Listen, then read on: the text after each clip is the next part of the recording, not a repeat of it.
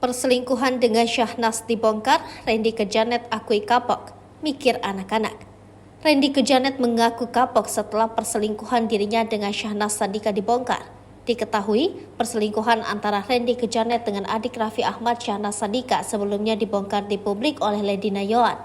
Atas perselingkuhan itu, kini Randy digugat cerai oleh Lady Nayoan. Saat ditemui, Randy mengatakan bahwa kasus perselingkuhan bukan hanya dirinya.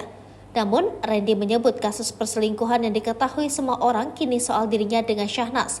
Dari hal itu, Randy kini merasa kapok. Menurutnya, jika ia melakukan perselingkuhan lagi, itu akan berdampak pada kehidupan rumah tangganya hingga anak-anaknya.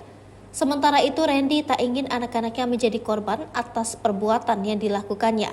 Kendati demikian, pihak Randy ke Janet saat ini akan terus berjuang agar rumah tangganya bisa kembali seperti semula lagi. Ia juga sudah mencoba menyampaikan maafnya dan berharap Lady Nayoan membukakan pintunya kembali.